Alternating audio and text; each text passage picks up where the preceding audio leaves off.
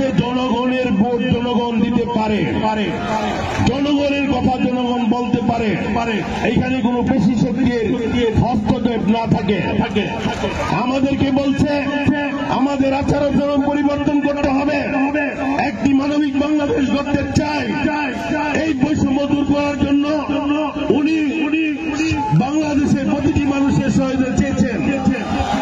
আপনারা আমরা সবাই মিলে আমাদের ভারপ্রাপ্ত সভাপতি জননেতা তারেক রহমানের যে পদক্ষেপগুলি উনি নেবেন সেইগুলো আমরা আমাদের দলের লোক সহ যারা বিভিন্ন পর্যায়ে জনগণ আছে, বিভিন্ন সুশীল সমাজের প্রতিনিধি আছে, সবাই ওনাকে সহায়তা করে এই তত্ত্বাবধায়ক সরকারকে আমরা সহায়তা করব একটি সুষ্ঠু নির্বাচনের মাধ্যমে, জনগণের ভোটের মাধ্যমে, যাতে আগামী দিনে এদেশে একটি বৈষম্যহীন রাষ্ট্র প্রতিষ্ঠা করার যে সংকল্প, সেই সংকল্প নিয়ে আপনারা জানেন ইতিমধ্যে সারা বাংলাদেশে আওয়ামী লীগে যে লুটপাট করে গিয়েছে, এদেশের ব্যাংকের লক্ষ লক্ষ হাজার হাজার কোটি টাকা লুটপাট করে এদেশের রাষ্ট্রীয় কোষাগার ধ্বংস করে গিয়েছেন।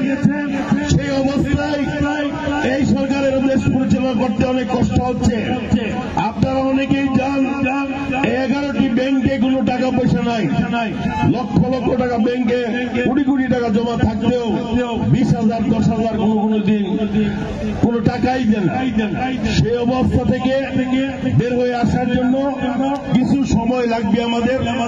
আমরা আশা করি ধৈর্য সহকারে সরকারকে আমরা সহায়তা করে জননেতা তারেক রহমানের যে বাস্তবনা একটি বৈষম্যহীন বাংলাদেশ গড়ব, সেই পদক্ষেপ আমরা সবাই নিব। এবং আজকে যাদের জন্য এই আয়োজন, শ্রমিক কর্মী সমাবেশ, এখানে যারা বিগত 15.5 বছর যাবৎ রাজপথে ছিল, যারা আন্দোলন সংগ্রামে ছিল, যারা মাঠের কর্মী, যারা মানুষকে ভালোবাসে, যাদেরকে দেখলে মানুষ মনে করে একটা ভদ্র ছেলে যাচ্ছে, ওই রকম মানবিক একজন নেতৃত্ব বের করে একটি সুষ্ঠু কমিটি আপনারা উপহার দিবেন। আমি জানি বর্তমান বালুকার যে 2জন ব্যক্তি আছে তারা খুবই সচেতন, কর্মী বান্ধব, তারা মাঠের কর্মী, মাঠে আছে, তাদের বিগত দিনের রাজনৈতিক অভিজ্ঞতা আছে, আপনাদেরকে সঠিক মূল্যায়ন করবে।